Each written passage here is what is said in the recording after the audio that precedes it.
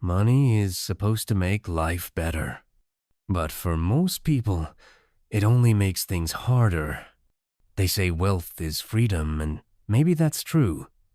But for most, it becomes another kind of prison. Not made of bars and locks, but of constant wanting, of comparison, of anxiety disguised as ambition.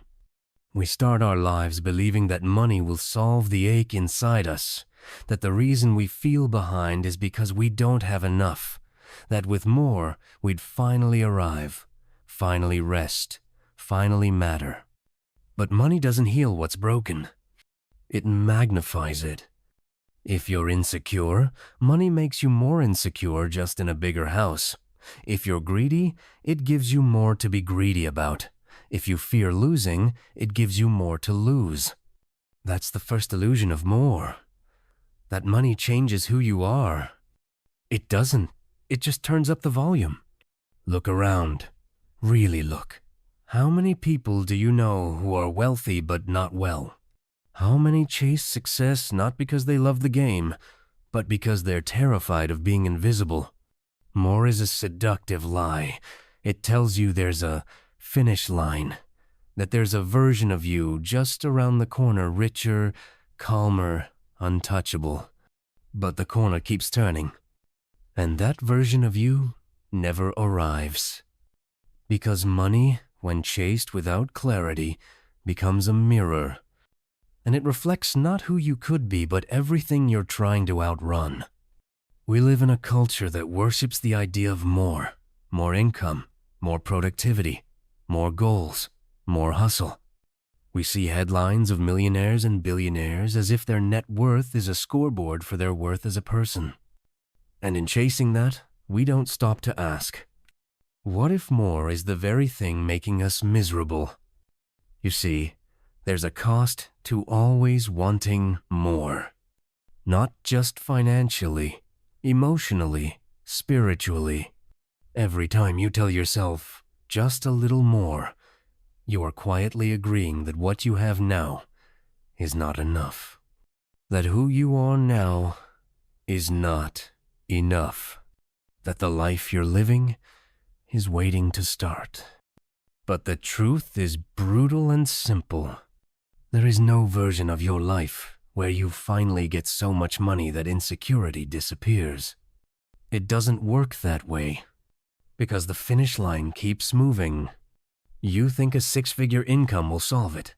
Then it's 7, then 8. You think owning a home will solve it. Then it's upgrading the home. You think being your own boss will solve it. Then it's hiring a team, scaling the team, selling the company, and suddenly, without noticing, your entire identity becomes tied to what you're chasing, not what you're living. This is the trap. Not of poverty, but of abundance poisoned by ego. Because ego wants to win. And it doesn't care if you're losing sleep, losing health, losing relationships, as long as you're winning on paper. But paper can't hold peace. When did we decide that peace is only for the retired?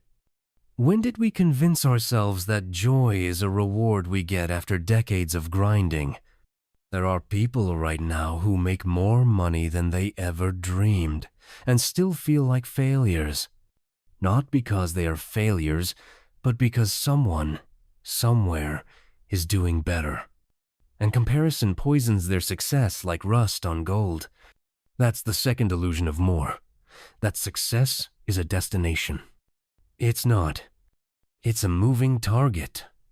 And the more you hit it, the more it moves. You can live your whole life playing a game you don't even enjoy just because someone told you that's where the points are. But here's the quiet truth. The people who truly win with money are rarely the ones chasing the most. They're the ones who need the least. They figured out that enough is not about the size of your bank account. It's about the size of your expectations. Because money, in its purest form, is just a tool. It buys options. It buys time.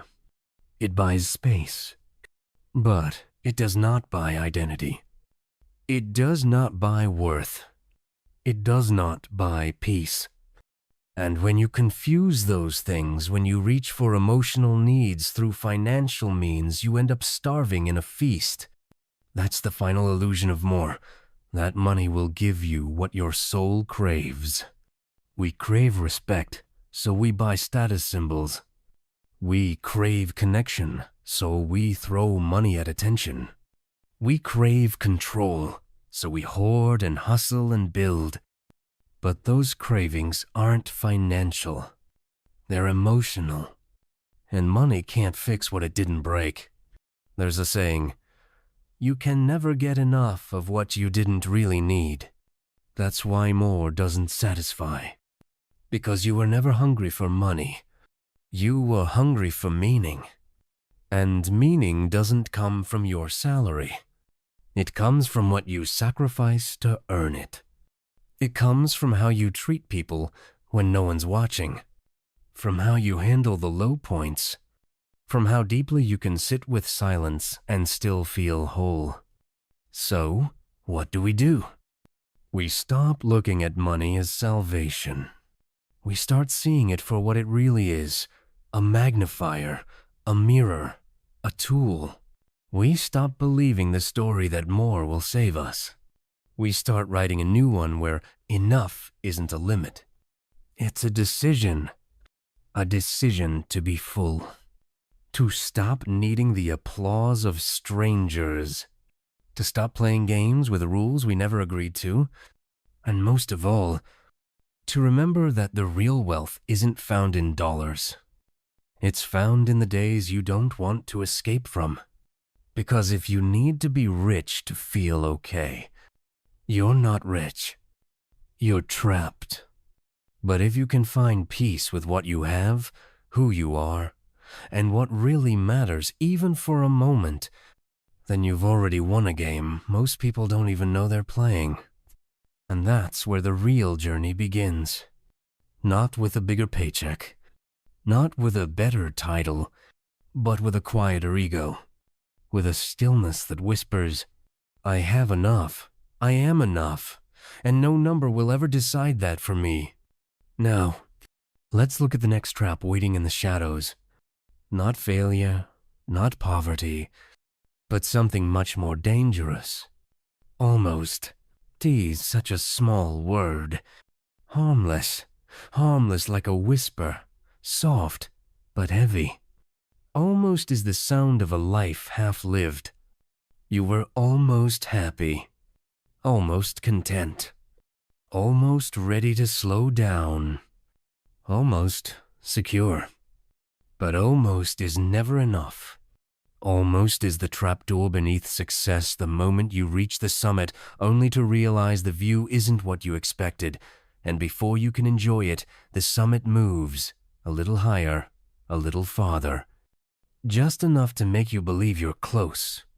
So, you run again. That's the tyranny of almost. It's not failure. It's the illusion of being nearly okay with the unspoken pressure to keep going. It keeps your life in a permanent state of delay. Your peace is just one promotion away. Your joy, one investment away. Your rest, one more win away. But when does almost finally become enough? Almost is not a milestone. It's a treadmill. You run and run. And the scenery changes, but the feeling doesn't. Because almost is the ego's favorite fuel. It tells you, you're doing great, but not quite yet. It flatters you, then insults you. It gives you just enough satisfaction to keep you hooked, and just enough dissatisfaction to keep you hungry. And hunger, when rooted in ego, not purpose, becomes a prison. Because you don't just want to succeed, you need others to see you succeed. You don't just want money, you want more than him, more than her, more than whoever is currently winning in your private scoreboard. Comparison is the heartbeat of almost. It's the silent, scrolling death of satisfaction. You don't need a new car until your neighbor gets one. You don't need a second home until your college friend posts photos of theirs. You don't need to scale your business until someone younger does. Almost is never about where you are. It's always about where someone else seems to be. And here's the danger. Ego doesn't just compete with reality. It competes with illusions. The filtered life. The curated success. The highlight reel disguised as truth. So, you measure your life against things that aren't even real and lose real joy in the process. And the cost? It's not just burnout. It's detachment. You begin to disconnect from your own values. You forget why you started. You forget what peace used to feel like. You begin to chase goals you don't even believe in just because winning them would feel good for a second. Almost is what happens when you achieve progress without direction. When your growth is loud, but your soul is quiet. When you have momentum but no meaning. And the worst part? The world will celebrate your almost. It will praise your hustle. It will applaud your ambition.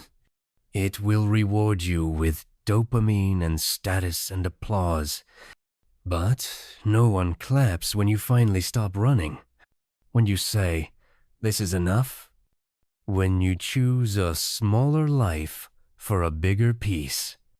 When you walk away from almost and towards something quieter.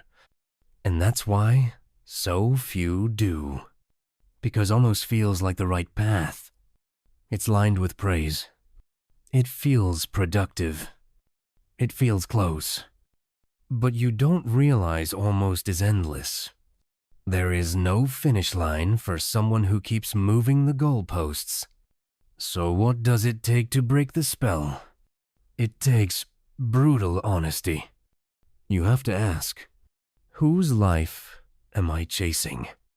Whose definition of success am I sweating for? Whose approval do I think will finally silence the noise inside me? Because almost is fueled by invisible contracts. You sign them every day. You agree without realizing to compete in games you never wanted to play. To chase dreams you didn't write. To become someone you don't even recognize. Almost is not about reaching your potential. It's about running from the fear that you're not enough and dressing that fear in ambition. And here's what no one tells you. That fear will survive every milestone. It will evolve with your income. It will scale with your success. It will outgrow every number you ever hit. Until you confront it. Until you sit with it. Until you stop running. Almost is a ghost. It haunts people with everything they think they're missing. But the real loss is everything they already had and failed to notice. Your child's laugh. Your own health. The peace of a quiet morning. A deep breath with no urgency behind it. These are the riches no one posts about. But they are the only ones that matter. Ego doesn't want you to see that. Ego needs the chase. Ego wants more than others. But soul wants enough for you. And that's the dividing line. That's the moment everything shifts. When you stop trying to win the game and start asking why you're even playing it. When you stop climbing ladders and realize you've been on someone else's wall the whole time. The world will tempt you with almost. With stories of people who made it big. With tales of overnight success. With the myth of being one step away. But you're not one step away from happiness. You're one step away from awareness. The awareness that happiness doesn't wait at the finish line. It waits at the starting line, the one you cross when you stop pretending. When you stop pretending that more will heal you. That louder means better. That bigger means worthier. That next means happier. You've been almost for too long. It's time to stop chasing a feeling that can't be caught. It's time to step off the treadmill and walk your own path. One that isn't based on what the world tells you to want. One that doesn't depend on applause or algorithms. One that lets you breathe. That lets you feel. That lets you be. Almost is an illusion. And the cure for illusion is clarity. Clarity says, I am not behind. I'm on my way. Clarity says, their life is not my template. Clarity says, I will not sacrifice joy for the appearance of progress. Clarity says, I don't need to be almost happy. I deserve to be whole. And from that place, that grounded, honest, radically calm place, you begin to reclaim your life, not by adding more, but by subtracting what never belonged in the first place. So now, the question becomes, what if enough is not just a number, but a choice? What if the superpower you've been looking for was never more effort, but more restraint? That's where we're headed next. To the quiet power the world ignores. To the thing that makes rich people lose and ordinary people win. The power of enough. It doesn't shout. It doesn't shine. It doesn't go viral. But it holds everything you've ever truly wanted. Enough. That word, quiet, humble, almost too small to notice, is the anchor in a storm no one admits they're in. Because we live in a world obsessed with more, trained to fear less, and blind to the power of enough. You're told from the moment you can walk that success is always somewhere else, just beyond the next deal, the next bonus, the next clever move. And so you chase it, relentlessly. But no one tells you what happens when you catch it, when you make it. When the goal is met and the applause comes and the emptiness stays. Because if you never defined enough, then even your victories will feel like failure. Even your wins will taste like loss. Even your wealth will feel like hunger. Enough is not a finish line. It's a mindset. It's a decision you make in a world screaming for you to keep going. And make no mistake, it is one of the hardest decisions you'll ever make. Because enough doesn't come with a parade. It doesn't come with trophies or recognition. In fact, when you choose enough, people might think you gave up. But you didn't give up. You woke up. You realized that every time you moved the goalposts, you moved further from peace.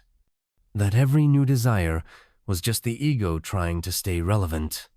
That every just one more was really a never enough in disguise. Enough is not settling. It's mastering. It's standing still not because you're stuck, but because you finally saw the view. Because you looked around at what you have, your breath, your health, your people, your time, and whispered, "This is beautiful. I don't need more to feel whole." That whisper is power. It's not loud.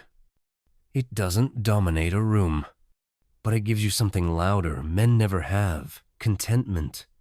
And contentment is not laziness. It's clarity. It means you know what matters. It means you've stopped renting your self-worth from what you accomplish. It means you're no longer hostage to the next thing. But getting there is hard. Because no one ever teaches us how to feel full, only how to stay hungry. From school to career to retirement, the message is the same. Keep going, keep climbing, keep proving. So we do. And in that process, we forget to define what done looks like. We forget that every investor who lost it all once had enough. That every gambler who spiraled once was ahead. That every entrepreneur who burned out once loved the work. But they didn't stop. They didn't pause. They didn't know how to say, "This is good. I'm okay here." Because the world doesn't reward enough. It rewards more, even when more kills you. But here's what's real. More money can't bring back time. More status can't fix your health. More attention can't make you love yourself. Enough is the place where you stop bleeding for things that don't heal you. And it's not just financial. It's emotional. It's spiritual. It's the deep breath you take when you decide that your life doesn't need to impress strangers. That your schedule doesn't need to be packed. That your calendar doesn't need to scream productivity to justify your existence. Enough is choosing peace over pace. It's the decision to stay home when you could fly first class. It's the choice to hold the same job longer than expected, not out of fear, but because it gives you freedom. It's the bravery to say no to more when yes would make you a slave. Because the moment you choose enough, you take your power back. The market no longer defines your value. Trends no longer dictate your desires. You no longer need to outrun your neighbor, only your former self. Enough is a rebellion. It's a protest against the machine that says you must consume to be complete. It's a refusal to trade joy for validation. It's a sacred boundary around your well-being. And in that boundary, something magical happens. You slow down. You notice more. You stop striving, and you start living. You stop grasping, and you start giving. You realize that freedom was never in the upgrade, it was in the letting go. That the richest moments are the ones you couldn't buy if you tried. A walk without your phone. A meal without rushing. A laugh that doesn't need to be posted. These are the dividends of enough. But here's what scares people. Enough is quiet. And if you've built your identity on noise, the quiet feels like failure. But it's not failure. It's fullness. And fullness doesn't chase. It welcomes. It doesn't demand. It appreciates. It doesn't beg for more. It blesses what is. Think about that. What if the greatest luxury isn't having more, but needing less? That's wealth. Not the number. The mindset. You don't need a bigger number to feel worthy. You need a better story about what the number means. Because the truth is, enough is not something you earn, it's something you learn. You learn to feel full in a world designed to keep you starving. You learn to rest in a system that glorifies exhaustion. You learn to trust that the absence of applause doesn't mean the absence of success. Enough is for the strong, the quiet, the clear, the ones who understand that money is a tool and peace is the project. And when you reach that place, truly reach it, you'll find that everything you were chasing was already within reach. You were just too busy looking past it. So now the question becomes, if enough is the foundation, what's the shadow that keeps people from recognizing it? It's not failure. It's not even greed. It's what you never see coming. It's the crack that looks like confidence until the ground falls away. Risk. And it's coming next. It doesn't knock. It doesn't announce itself. It shows up late, uninvited, and it always takes more than you expected. Risk. It's not in the spreadsheets. It's not in the forecasts. It's in the blind spots, the corners of your life you thought were safe. It's not what you planned for. It's what you ignored. Most people think of risk as something you can measure, a number on a chart, a percentage, a volatility score. But that's not real risk. That's math. And money was never about math. Real risk is emotional. It's invisible. It hides behind the illusion of certainty. It lives in the marriage you thought was unshakable, in the job you thought was forever, in the economy you thought was stable, in the belief that this time is different. But it never is. Because the most dangerous thing about risk is that it feels like safety right until the moment it isn't. It feels like winning until you realize you were gambling. It feels like growth until you realize you were exposed. That's how most people lose. Not because they're reckless, but because they got comfortable. And comfort is where vigilance dies. You see, we're not wired to understand long-term risk. We're wired for the immediate, the visible, the now. We fear the car crash on the highway, not the slow grind of debt. We worry about plane turbulence, not the toxic stress of overwork. We prepare for emergencies, but not for the slow erosion of our values. Risk isn't always an event. Sometimes it's a pattern. Sometimes it's the things you normalize, the compromises, the shortcuts, the small betrayals of what you said mattered. That's risk, too. And the market, it doesn't care about your plans. It doesn't care about your confidence. It doesn't care how smart you are. It only cares about your exposure. It only asks one question: what haven't you thought about yet? And that question is the killer, because most people never ask it. They assume the future will look like the past. They assume the things that worked will keep working. They assume their growth is invincible. But risk feeds on assumptions. Every bubble in history was built on confidence. Every collapse a surprise to those at the top. Because the higher you go, the harder it is to imagine falling. And the more you win, the more you think it was skill, not luck. But here's the truth. Risk doesn't care if you're a good person. It doesn't care if you worked hard. It doesn't care if you had good intentions. It moves quietly, and it waits patiently. And when it strikes, it doesn't ask for permission. The investor who bet too much. The company that grew too fast. The dreamer who borrowed on hope. They all had a story. They all had confidence. They all had plans. And they all ignored something. Because risk doesn't shout. It whispers. It whispers in bull markets. In promotions. In opportunities that seem too good to be true. It hides behind momentum. And success. And praise. You don't see it because it's wearing your ambition like a mask. But it's there. The borrowed money. The unspoken tension. The overly optimistic forecast. The quiet voice saying, "This might be too much." That's risk, too. And the tragedy is not that people fall. The tragedy is that they thought they couldn't. They thought they were the exception. That they could handle more leverage.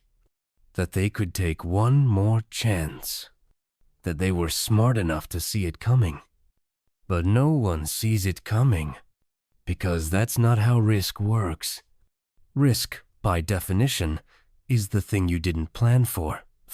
It's the unknown, the invisible, the ignored, and the worst kind of risk, the kind that comes from success. Because success gives you confidence, and confidence gives you permission. Permission to stretch, to gamble, to stop asking, "What if I'm wrong?" You build higher. You move faster. You push harder. And then you slip. Because the same traits that build wealth, optimism, boldness, faith, are the same ones that destroy it if left unchecked. It's a paradox. And most people never solve it. So they go from winning to wondering what happened. They lose not because they were stupid, but because they forgot how fragile everything is. They forgot the one rule no one teaches. Survival. Growth. You don't need to outsmart the market. You need to outlast it. You don't need the perfect plan. You need resilience when the plan breaks. Because it will break. Everyone's plan breaks eventually. But not everyone survives the break.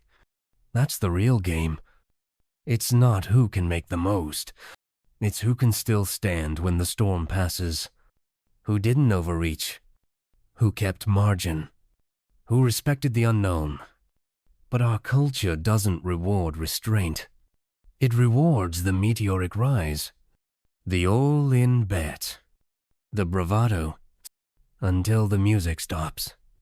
Then suddenly, the boring person with the backup plan is the genius. The quiet one becomes the example.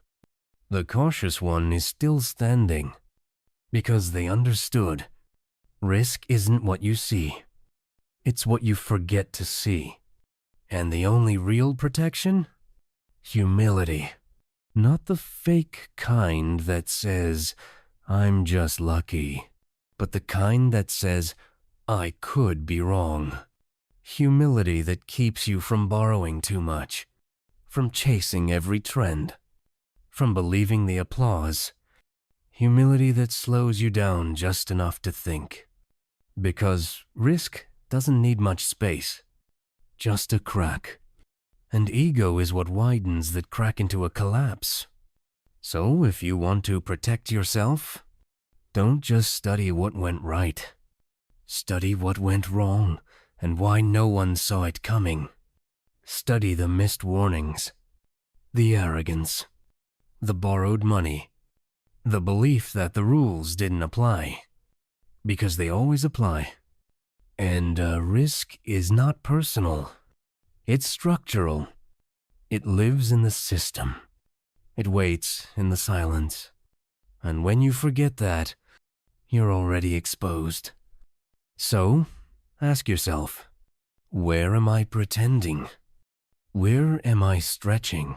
Where am I ignoring what I don't want to see? Because what you don't see is what will cost you. And that cost is always higher than you think. So respect the quiet. Respect the boredom. The simplicity. The margin.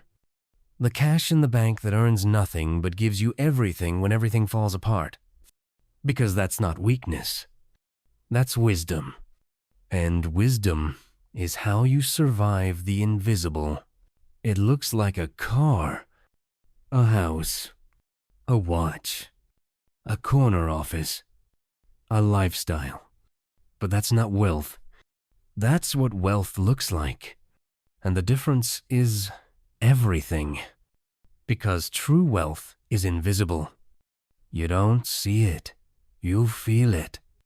In peace, in margin, in time you own, and moments you don't have to rush through.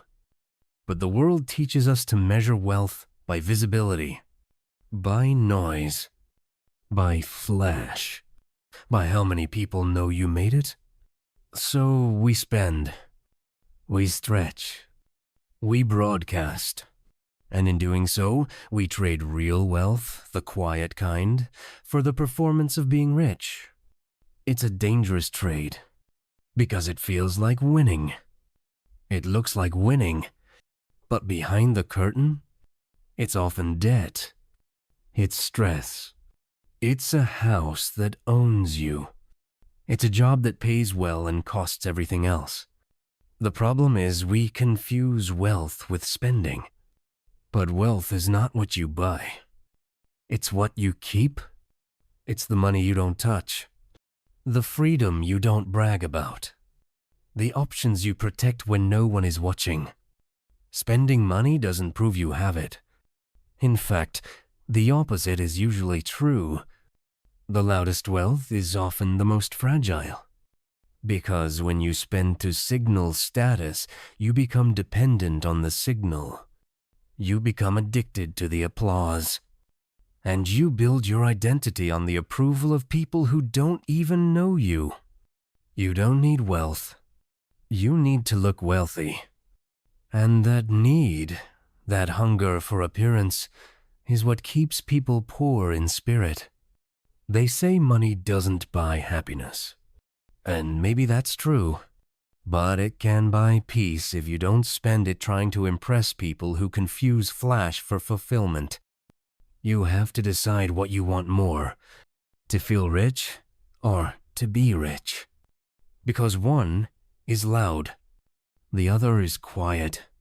One burns fast, the other compounds. One gets likes, the other builds legacy. And the line between them is thinner than you think. It's the difference between buying the car and investing the money, between upgrading your lifestyle and padding your safety net, between needing to prove something and knowing you don't. And that last one? That's where real wealth begins. In not needing to prove, in not being pulled by the performance, in walking away from the game others are killing themselves to win. You see, most people don't want money. They want what they think money will bring: security, respect, control, freedom. But they chase the symbol, not the substance. They buy the watch instead of buying themselves time. They buy the house instead of building a home. They chase higher numbers when what they needed was fewer obligations. And in that chase, they lose the very things they thought money would give them. There's a quote that sticks: "You can be rich and still go broke. Emotionally, spiritually, relationally." And that's what happens when you build wealth without wisdom. When you think being rich is the goal instead of understanding that not needing more is the real prize. Because the truth is, the richest people you'll ever meet don't look rich. They wear simple clothes. They drive average cars. They skip the flex. Why? Because they don't need validation. They don't need to convert every dollar into decoration. They don't need to impress people they'll never meet. They've already won. And they know that winning quietly lasts longer than performing loudly. But this world doesn't teach quiet. It teaches chase. It teaches comparison. It teaches us to spend first and think later. To get more and then spend even more trying to make that more visible. But that's not wealth. That's a trap. And if you're not careful, you'll spend your life in pursuit of a version of success that was never yours to begin with. Because real wealth isn't about income. It's about outcome.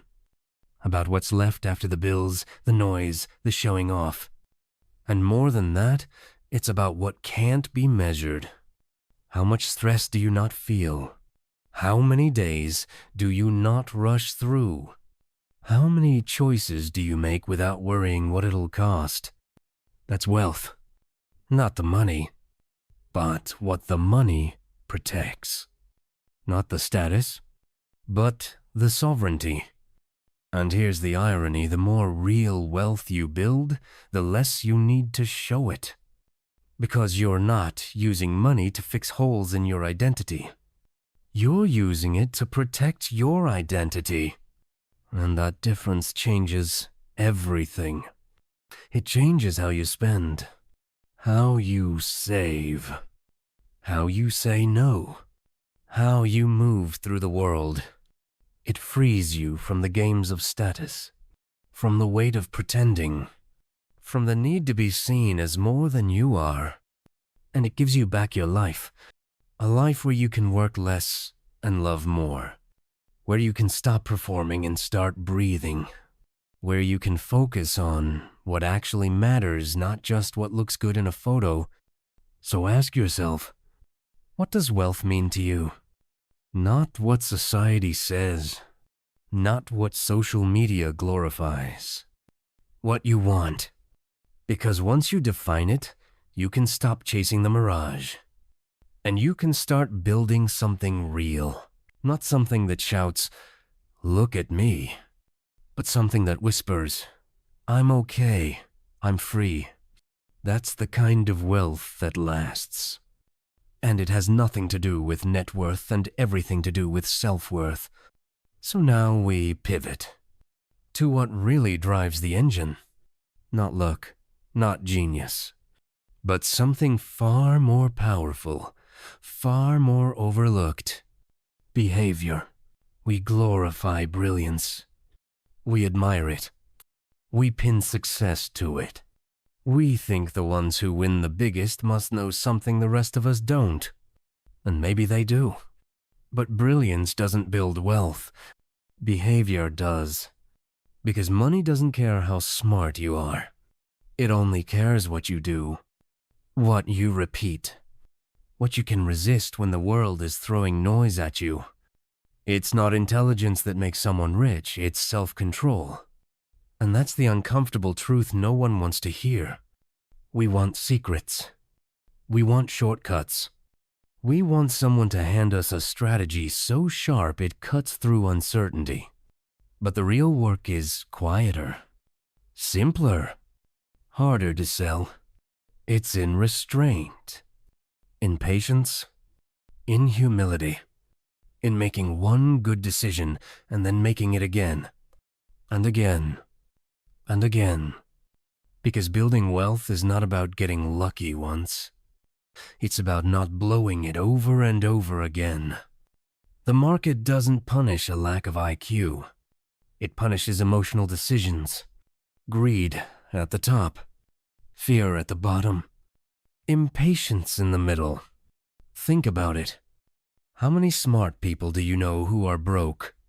Not because they couldn't understand money, but because they couldn't control themselves around it.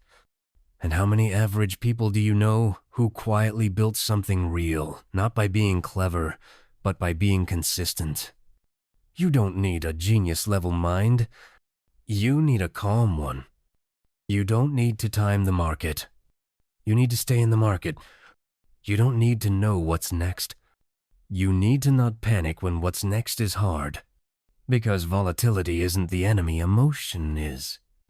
And emotion doesn't care how brilliant you are.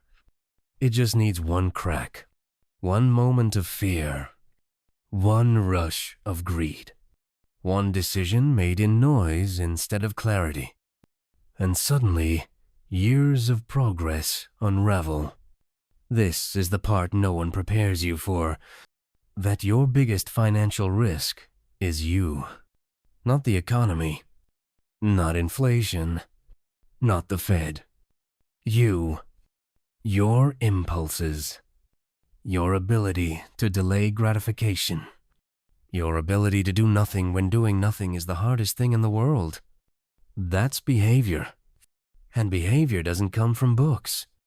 It comes from discipline, from self-awareness, from asking yourself, can I handle being bored? Because most of investing is boredom. Most of wealth building is repetition. Most of real progress is not exciting, it's invisible. And if you're addicted to stimulation, to movement, to the high of a new idea, you'll sabotage the very thing you're trying to grow.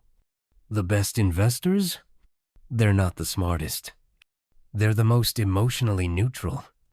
They don't chase trends. They don't panic in downturns. They don't think they're geniuses during bull runs. They don't build their self-worth on the size of their portfolio. Because they know, when emotion enters the room, logic quietly exits. And when logic exits, you don't make decisions your fear does, or your pride, or your envy. That's why behavior matters more than brilliance. Because brilliance can win a round. Behavior wins the game. Think of it like this. If money is a garden, behavior is the weather. You can plant with precision, water with discipline, but if your emotions storm through every season, nothing grows. Or worse, what does grow gets uprooted the moment you feel uncomfortable. So you jump. You jump strategies. You jump plans. You jump careers. You jump investments. Because staying feels passive. And passive feels weak. And weak feels wrong in a culture addicted to doing. But wealth, real, lasting, Soul-deep wealth is built on the opposite. It's built on not reacting, on not chasing, on not needing constant reassurance. It's built on stillness. Stillness in the storm. Stillness when the crowd moves. Stillness when your ego is begging you to do something. And that stillness, it's not natural. It's not easy. It's not celebrated. But it is powerful. Because while others are burning energy trying to win today, you're playing for 10 years from now. And that's how you win. Not with brilliance. With endurance. Not with cleverness. With consistency. Not with noise. With clarity. But clarity only comes when you let go of the belief that you need to be impressive. You don't. You just need to last. To stay solvent. To stay sane. To stay invested in both the market and in your principles. And to do that, you have to know yourself. Because money, more than anything else, reveals who you are. It reveals your fears, your fantasies, your addictions, your ability to delay a high for a deeper peace. It reveals your need for control, your fear of scarcity, your hunger for significance. It reveals the holes in your self-worth and whether you try to fill them with numbers.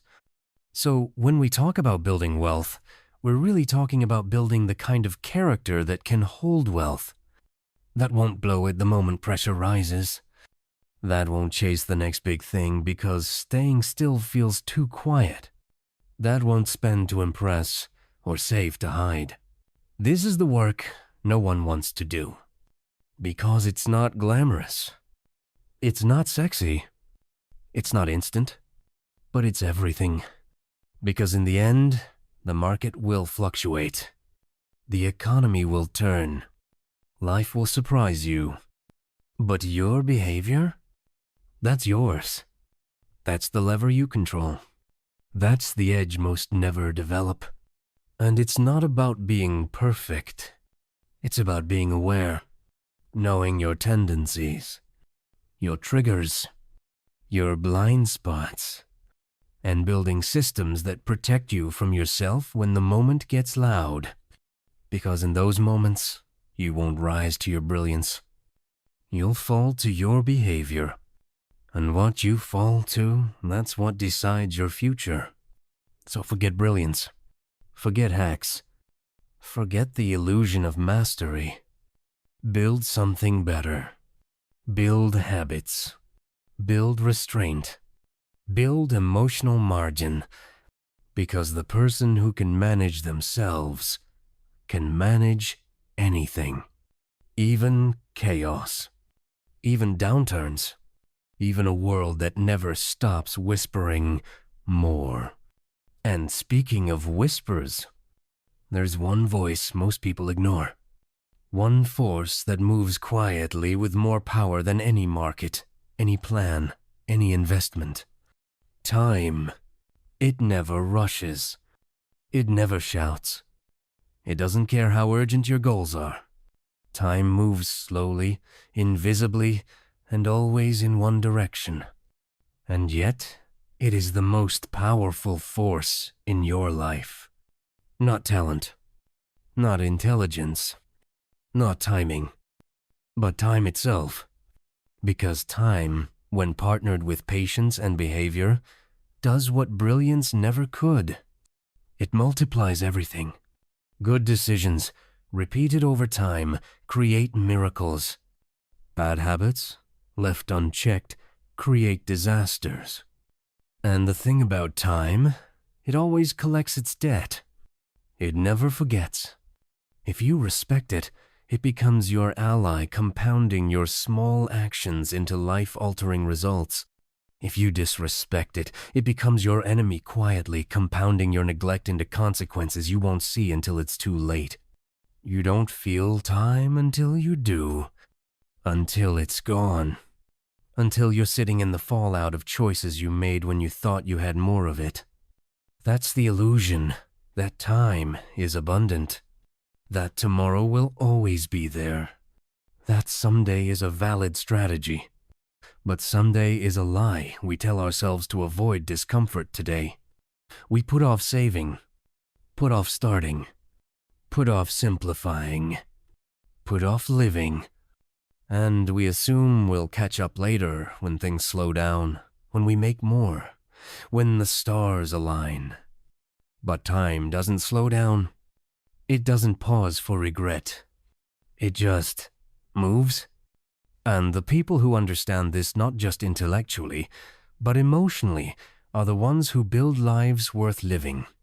Not flashy lives, not perfect lives, but sustainable lives. Because they respect the math of time. They understand that $1 today, wisely used, is worth more than $10 a decade from now. They understand that the greatest asset isn't capital, it's compounding. Not just compounding interest, but compounding everything. Habits, relationships, reputation, character.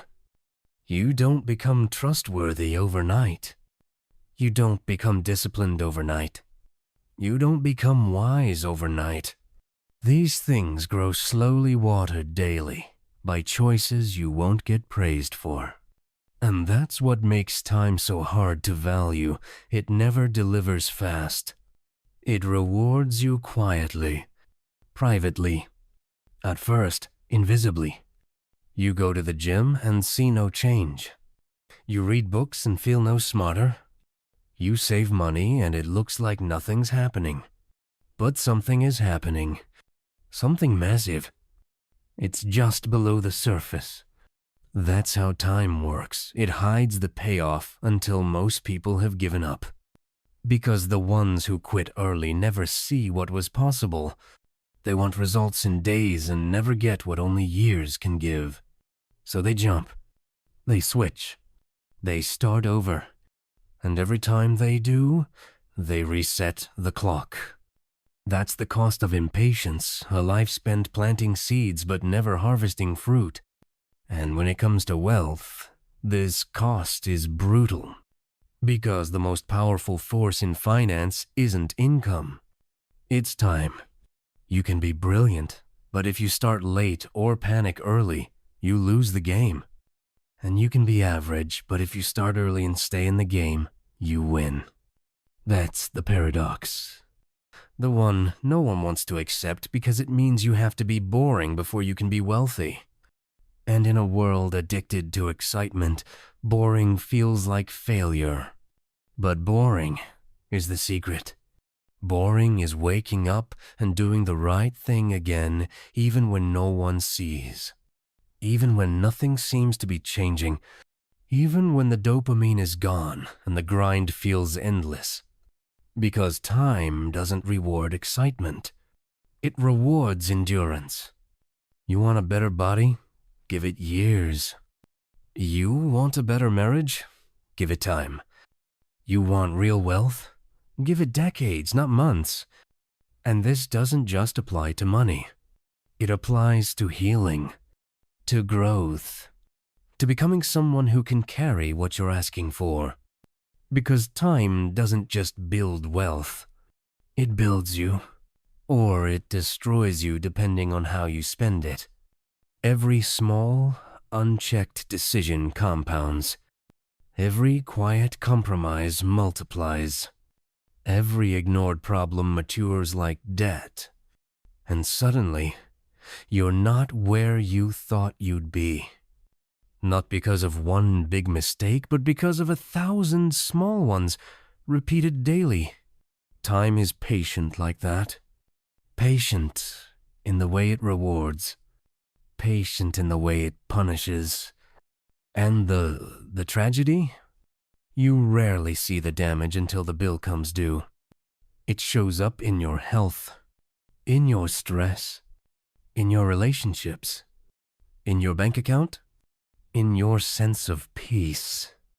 Time remembers what you forgot, what you dismissed, What you told yourself didn't matter yet, did.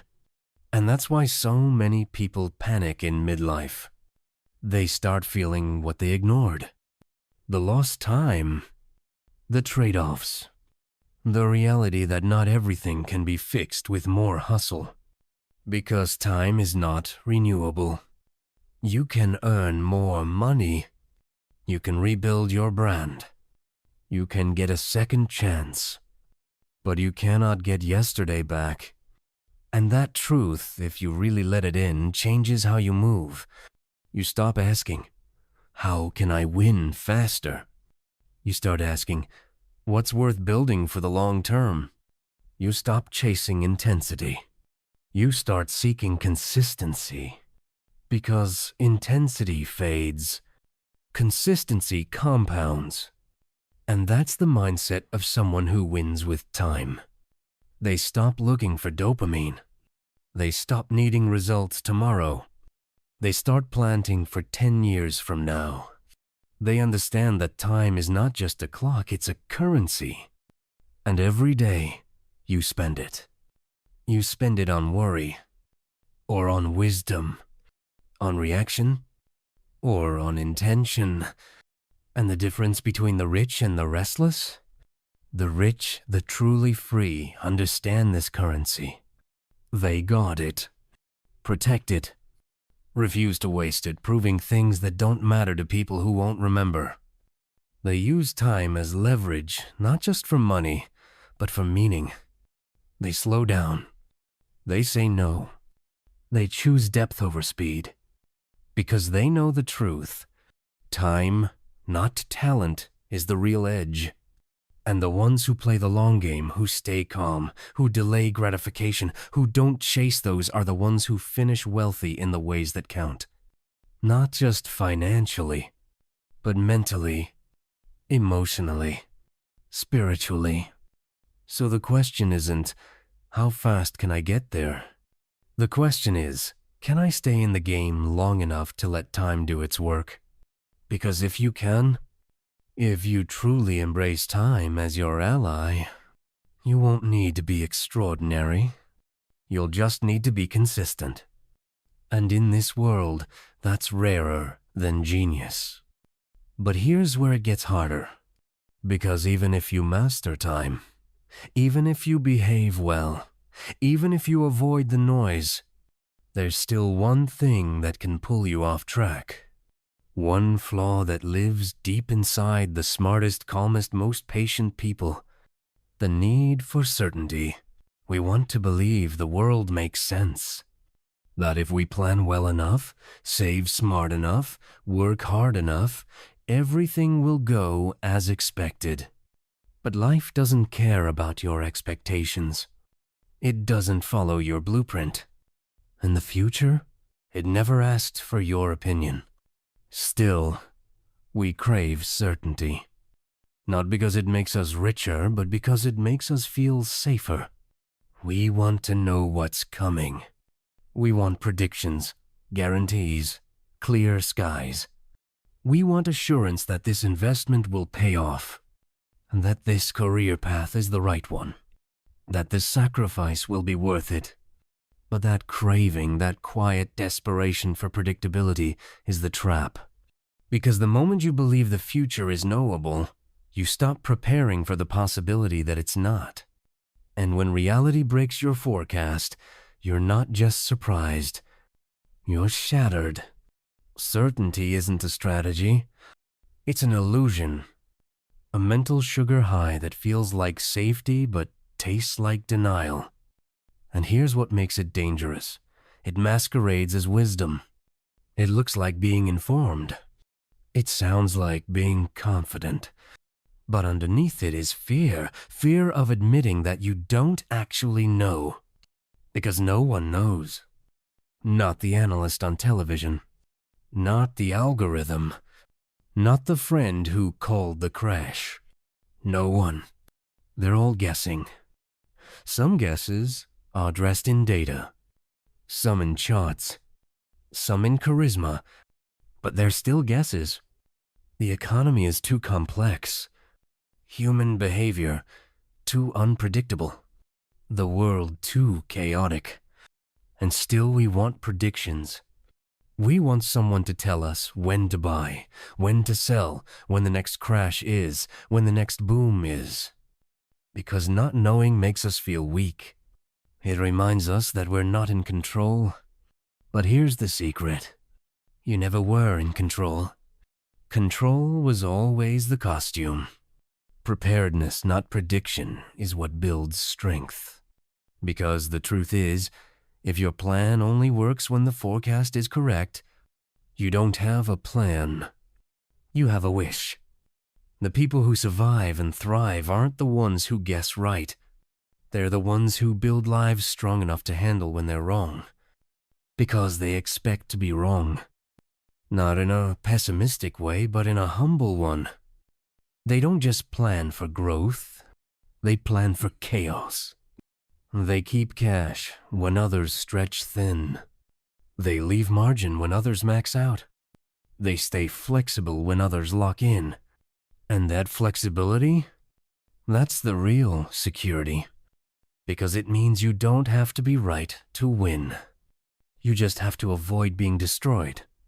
But most people don't want that. They want to feel certain. So they chase narratives that make them feel safe. They cling to trends that seem to make sense. They look for signs, for cycles, for anything that gives the illusion of a map. But maps only work when the terrain doesn't change. And life, it changes constantly. So if you want to thrive, stop worshiping prediction. Start building resilience. Understand that the strongest plans aren't rigid, they're adaptable. The smartest people aren't the ones with all the answers, they're the ones who ask better questions. Like, what happens if I'm wrong? What if this doesn't go as planned? What if the world shifts again tomorrow? Because it will. And the ones who've built their lives on the myth of certainty, they'll break. You've seen it. The investor who bets everything on one belief and loses it all. The executive who thought their position was permanent and vanishes overnight. The person who ties their identity to a single version of the future and collapses when it doesn't arrive. That's the cost of certainty. It's not just about being wrong. It's about being fragile. And fragility, when hit by reality, doesn't bend, it snaps. But humility? That bends. It absorbs. It adapts. Humility says, I don't know, so I'll prepare for a range of outcomes. It says, I won't stretch myself so far that a surprise ruins me. It says, my ego isn't attached to being right. It's committed to staying in the game. That's the difference. That's the edge. Because life isn't a test you pass with correct answers. It's a storm you survive with sturdy decisions. And in that storm, the people who crave certainty are the first to fall. Because certainty is brittle. It can't flex. It can't move. It can't admit when it's wrong. And when things change, and they will change, those who worshipped it are left with nothing but disbelief. So how do you build something stronger? You embrace uncertainty. You expect it. You design your life around it. You diversify your time, not just your portfolio. You invest in skills, not just assets. You build relationships, not just revenue. Because money can fall, but character doesn't. Stocks can drop, but skill stays with you. Trends can vanish, but trust compounds.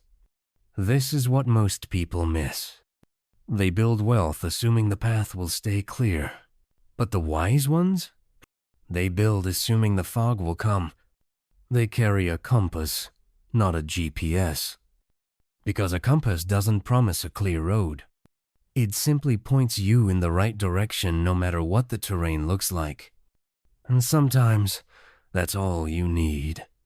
Not certainty, but direction. Not perfection, but preparation. The irony? The moment you stop needing certainty is the moment you actually become secure. Because you stop flinching when things go sideways. You stop panicking when the plan breaks. You stop overreacting when others are losing their minds. And that calm, that quiet confidence in the face of chaos, that's power. Not the loud kind. Not the kind that flexes or boasts, but the kind that endures. And in a world obsessed with knowing what's next, that kind of power is rare. So don't try to know the future. Try to build something that doesn't break when the future surprises you. Because the only thing more dangerous than chaos is being unprepared for it. And the only thing more foolish than being wrong is assuming you can't be. Now ask yourself, if you didn't need certainty, what else could you let go of? What else have you been clinging to simply because you were afraid to be wrong? That question matters. Because underneath it lives the most expensive belief in the world. That if you win big, you'll never have to feel small again. And chasing that belief leads people somewhere dark, to a place where success comes at a cost they never expected. You want to win. Of course you do. Everyone does. To win is to be seen. To win is to matter. To win is to finally silence the doubts, the questions, the ghosts of who you were before the world took you seriously. But what no one tells you, what no one dares whisper, is that winning has a cost. Not the obvious cost, not the grind, the sacrifice, the long nights, and early mornings. Those are predictable, palatable. We glorify those. No, the real cost of winning is more subtle. It's not what you pay to get there. It's what you lose once you arrive. And sometimes, what you lose isn't worth what you gained. Because in the pursuit of winning, most people forget to ask, what am I really trying to prove? And to whom? Is it your parents still haunting your ambition from childhood? Is it the stranger online who seems to be 10 steps ahead of you? Is it the younger version of yourself, hungry for revenge against obscurity? Or is it the fear that if you stop climbing, stop pushing, stop accelerating, you'll disappear? You see, ambition has a shadow, and in that shadow lives obsession. The kind that tells you you're nothing unless you're something. The kind that convinces you to trade dinners with your family for meetings with people you'll forget. The kind that slowly turns your calendar into a scoreboard and your worth into a metric. You begin to sacrifice sleep for status, rest for relevance, joy for just one more. You win, but you never arrive, because the game moves the goal. You got the raise, but now you need the title. You got the title, but now you need the exit. You got the exit, but now you need to re-enter. Bigger, louder, stronger. And somewhere along the way, the win stops being about the thing and becomes about not losing. Because once you've built a reputation, an image, a brand, you feel like you can't let go. You're not climbing anymore. You're clinging. Clinging to relevance, to significance, to the fragile scaffolding of your identity. But here's the secret the world won't tell you. You can win and still feel behind. You can win and lose yourself in the process.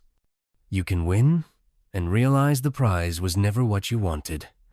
Because no one tells you what winning costs. They don't tell you it might cost your marriage, your presence with your kids, your sense of enough, your health, your pace. They don't tell you that with every rung of the ladder, the fall gets steeper, that the pressure increases, That the people around you start looking at you not as a person but as a performer.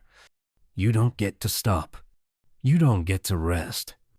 You don't get to be. Because now, you're the one who made it. And the moment you slow down, the crowd smells blood. So you keep going. Not because you love it, but because you're afraid of what happens if you don't. And that's not freedom. That's a different kind of prison. Built not from poverty, but from performance. But it doesn't start that way. It starts with a dream, a vision, a better life. And there's nothing wrong with that. Dreams matter. Ambition matters. Drive matters. But they are tools, not gods. The moment they become your identity, they start to eat you. And what they eat first is your clarity. You stop asking if this is still the life you want. You stop reflecting on whether the win is still worth the effort. You stop seeing yourself in the mirror, only your image in the eyes of others. And it's a slow erosion. It happens subtly. You don't notice it at first. You justify the missed birthdays. You shrug off the anxiety. You laugh about the sleepless nights. But deep down, you know something's off. And maybe that's where the real cost lives, in your honesty. You can't afford to be honest. Because honesty might mean walking away. Might mean scaling back. Might mean redefining what success means to you. And the ego doesn't want that. The ego would rather burn out than shrink. Would rather suffer than look small. Would rather win the wrong game than admit it never mattered in the first place. So how do you stop? How do you choose sanity over scale? How do you reclaim your peace without feeling like you're giving up? It starts with one terrifying truth. Not everything you can win is worth winning. Some prizes come with hidden fees. Some ladders are leaning against walls you don't believe in. Some dreams were inherited, not chosen. You have to pause. You have to ask, what do I not want to trade? My time?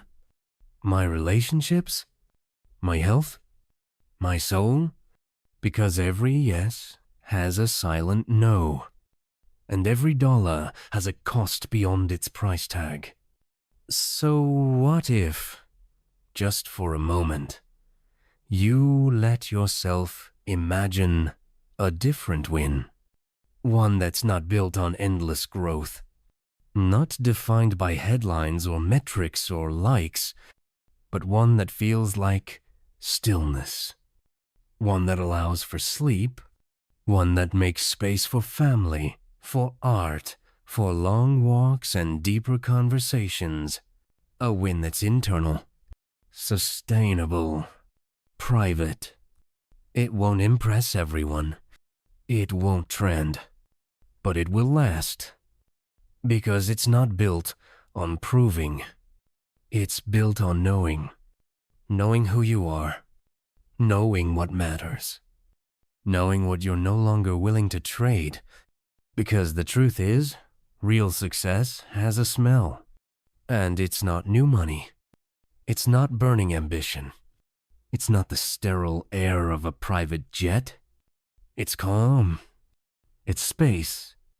It's freedom from the need to explain yourself. It's waking up and choosing how to spend your day, not being dragged by a calendar you created 5 years ago. It's not the world clapping for you. It's you clapping for yourself when no one's watching. But you can't get there if you're afraid to let go. You have to let go of the win that isn't serving you. The image that's costing too much. The chase that no longer feels like purpose. And maybe the hardest truth of all? You can't win every game. So you better make sure the one you do win actually matters. Because regret doesn't show up all at once. It creeps in. At the end of long careers. At the end of empty victories. In quiet moments when the spotlight is off and the silence asks you, was it worth it? Let that question live with you. Let it shape you. Let it remind you that the cost of winning is only justified if the win is truly yours. And if it's not, walk away. Because the only thing worse than losing is winning a life you never wanted. Now ask yourself, after all the chasing, the striving, the performing, what is the debt you can't see yet?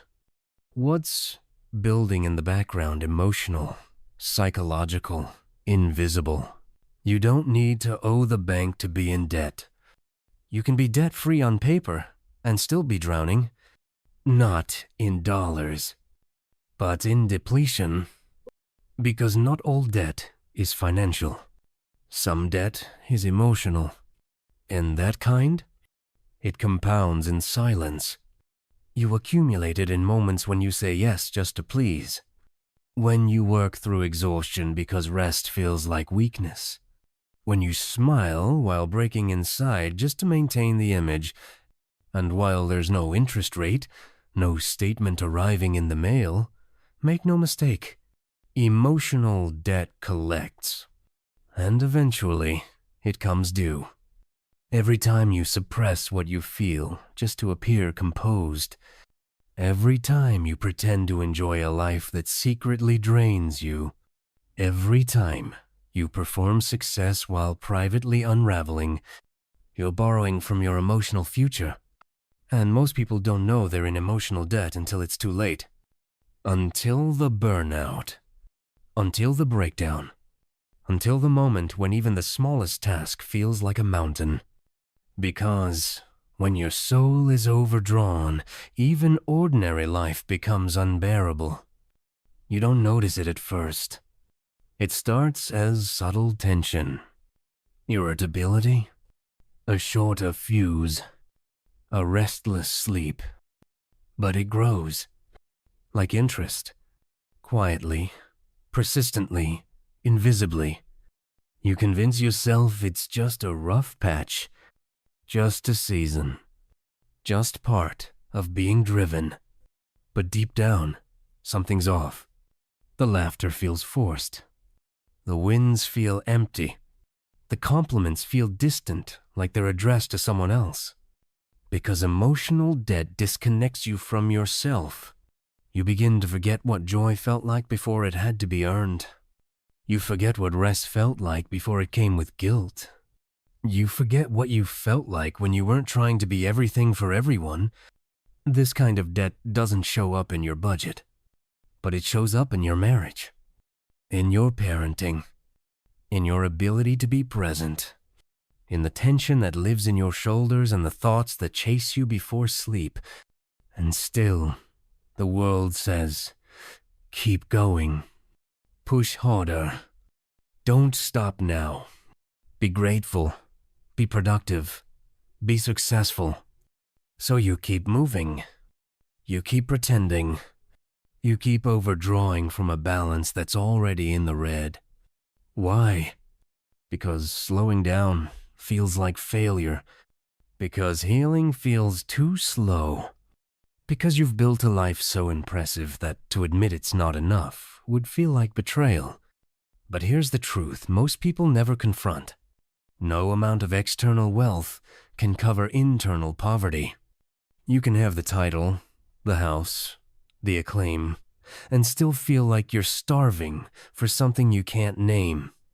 Because emotional debt isn't about lack of things. It's about lack of alignment between who you are and who you're pretending to be. Between what you want and what you're tolerating. Between what your soul needs and what your ego demands. And when those things are out of sync, everything costs more. You're more tired, more reactive, more anxious, less alive. And what's worse? You start to normalize it. You start to think, maybe this is just life. But it's not life.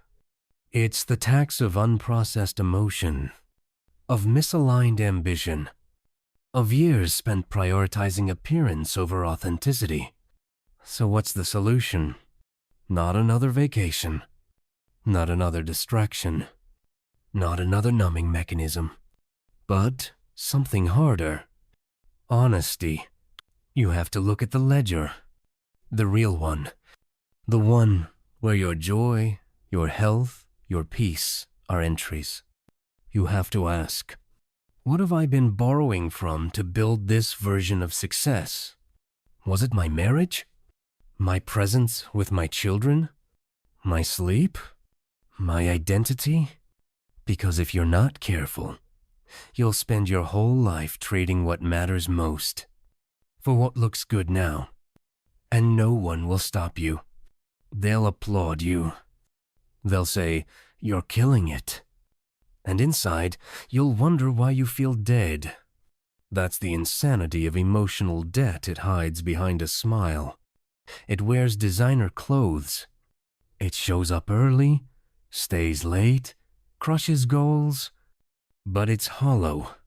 And eventually, that hollowness echoes in the way you disconnect from people, in the way you don't recognize your reflection anymore, in the way you fear stillness because it might make you face the truth. And the truth is this: you can't outrun emotional debt. You can only pause and pay it. With rest, with honesty, with boundaries, with saying no without explanation, with remembering that you are a human, not a machine, for achievement. You are allowed to be tired. You are allowed to be unsure. You are allowed to say, "I don't want to keep doing this." That is not weakness. That is wisdom. Because paying your emotional debt doesn't mean walking away from everything. It means coming back to yourself. It means stopping the performance long enough to ask, what do I actually need right now? Not to impress, not to maintain the image, but to heal. Maybe it's time. Maybe it's space. Maybe it's fewer obligations. Maybe it's forgiveness, especially the kind you give yourself. Because healing isn't a productivity hack. It's not efficient. It's not profitable. It doesn't scale. But it saves you. And what good is building a future if you burn down your present to reach it? So yes, the world may never give you permission to slow down, to rest, to say, this version of winning isn't working for me. But you don't need the world's permission. You just need your own.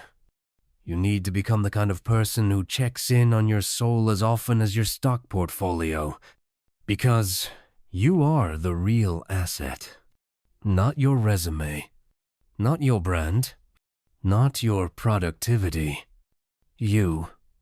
And if you're not okay, then none of it is. So stop pretending your pain is noble. Stop pretending your exhaustion is evidence of value. Stop pretending your worth is tied to what you can endure. And start being honest. Start paying the emotional debts before they bankrupt the parts of you that money can't buy back. Because what's invisible now becomes unignorable later.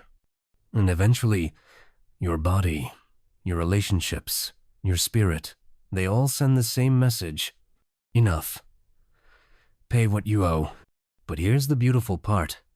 Once you begin to repay that debt, once you return to your real self with clarity and presence and honesty, you'll discover something rare.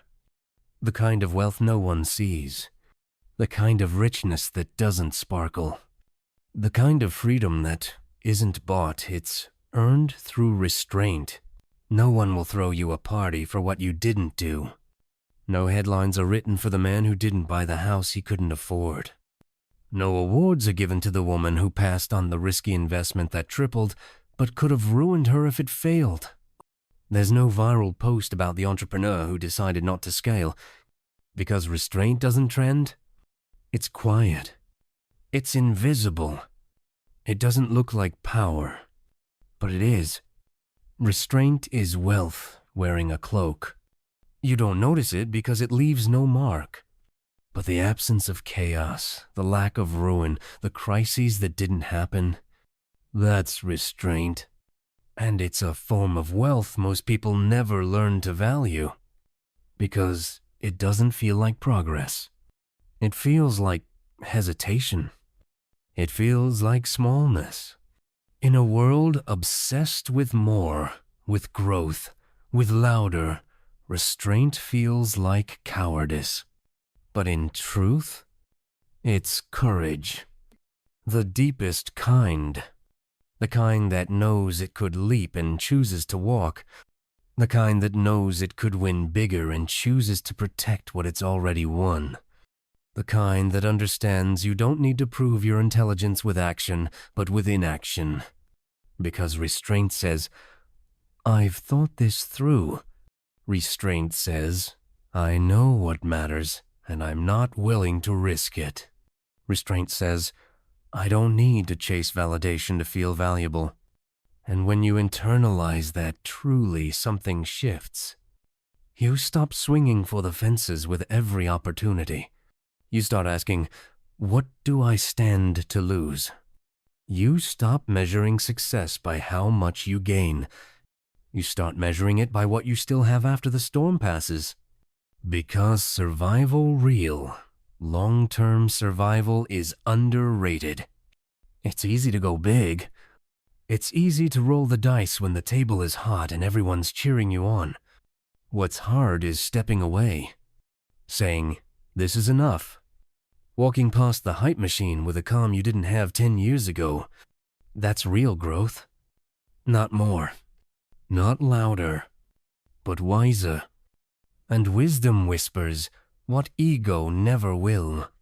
You don't have to catch every wave. You don't have to jump on every trend. You don't have to match their pace, their ambition, their insanity. You just have to last. Because the people who last are the ones who don't get wiped out when things go south.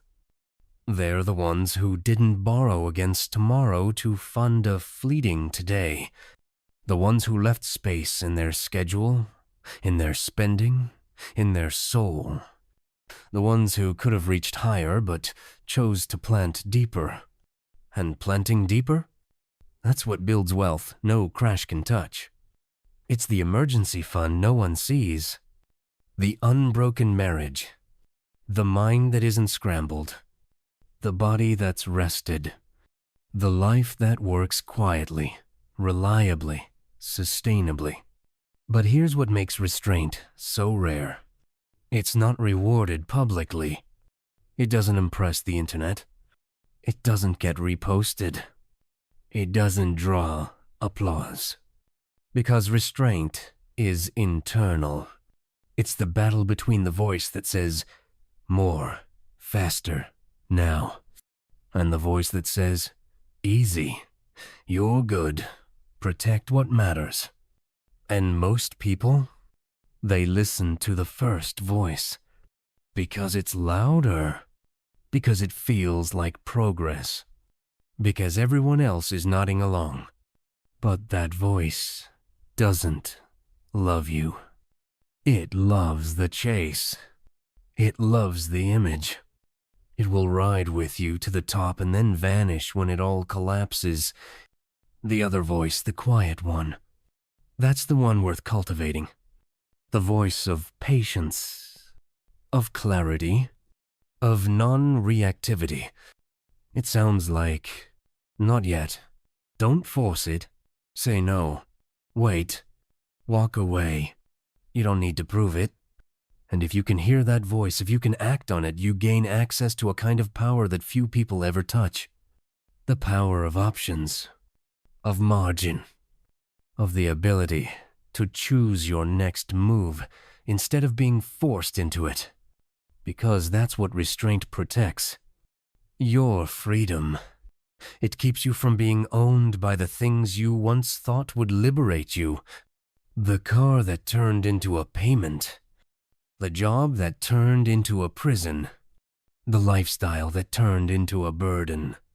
And that's the paradox. What looks like freedom from the outside often isn't. And what looks like restraint often is.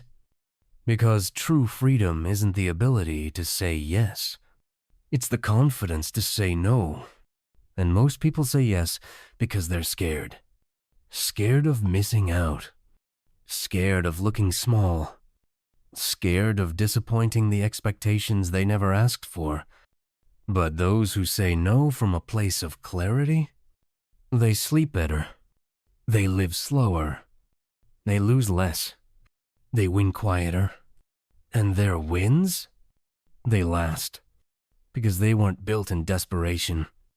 They weren't built to impress. They weren't built on borrowed energy or borrowed time. They were built with restraint. And restraint is what turns success into stability. You want to win? Great. But can you hold the win?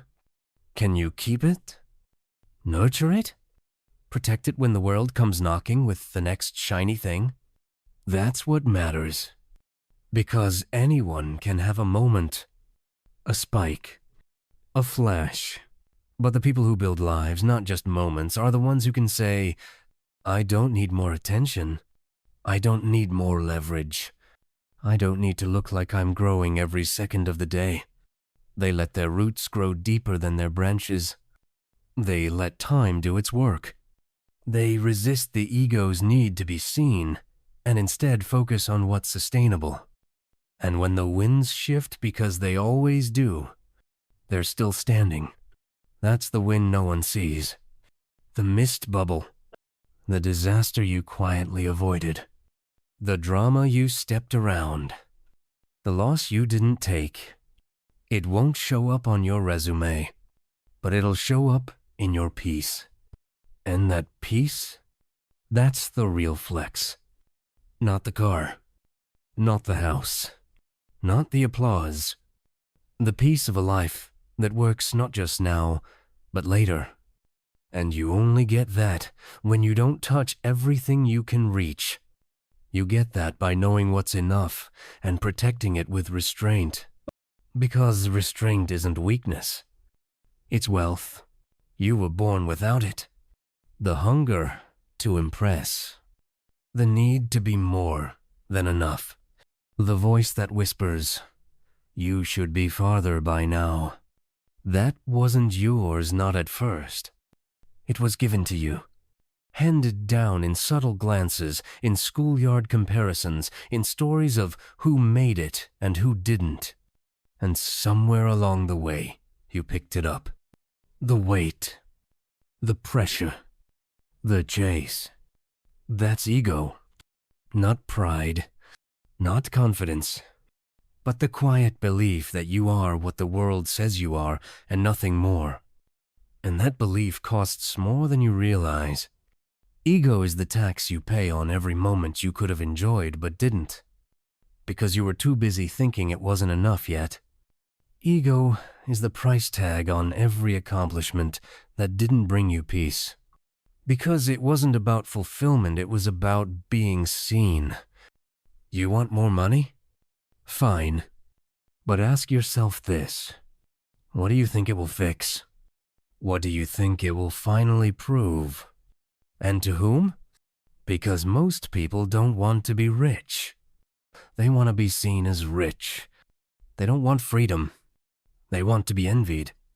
And that difference? That's ego's playground. Ego turns enough into a threat. It whispers, you can't stop now. They're watching. It tells you you're only as good as your last win, your next move, your current image. But ego never keeps receipts. It never acknowledges what you've already built. It never celebrates how far you've come. It only points to the gap between where you are and where someone else is. Ego's not here to make you happy. It's here to keep you hungry. But not the good kind of hunger, the hunger that pushes you to grow, to create, to contribute. No, ego feeds the insecure kind of hunger. The one that makes you fear falling behind, being forgotten, looking small. And it's that fear not your ambition that robs you of presence, of gratitude, of peace. Because you can't be grateful and constantly competing at the same time. You can't be present and performing at the same time. You can't enjoy your life while secretly believing it's not enough. That's the tax. That's what ego costs you. And no one sends you the bill. You don't notice until the years pass and you're still restless. Still reaching. Still chasing upgrades that never satisfy. You think you're chasing excellence, but really you're just trying to outrun yourself. And here's the hard part. It works. For a while. You'll hit the milestones. You'll get the applause. You'll convince the world and maybe even yourself that you've made it. But late at night, when the noise dies down and you're left with yourself, the questions come.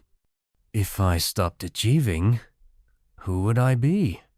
If no one saw my success, would I still want it? If I already have enough, why do I still feel afraid? Ego has no answers, only demands. So how do you stop paying the tax? You let go. Not of your ambition, but of your attachment. You stop tying your worth to your outcomes. You stop letting other people's opinions draft your life plan. And instead, you return to stillness, to simplicity, to the parts of you that were whole before anyone had an opinion. You remember, the most successful person in the room isn't the one who looks richest. It's the one who needs the least validation. The one who's calm, grounded, unbothered by the chase. Because peace isn't earned, it's allowed. You don't buy it. You choose it. And you choose it by deciding that what you have is enough, and who you are is enough, and that no one else gets to vote on your joy. That's not giving up. That's waking up. That's the moment you stop trying to matter more and start living deeper. That's the moment you stop trying to win every game and ask, why am I playing this one at all? That's the moment ego dies, not with a crash, but with a sigh. Because you've finally stopped feeding it. And what's left? Something rare. Something holy.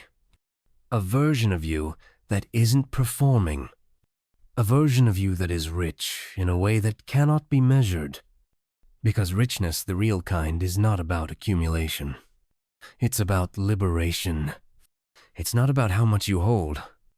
It's about how little you need to feel whole. And the people who figure that out, they're the ones who sleep deeply, who laugh freely, who love without keeping score. They're not trying to dominate.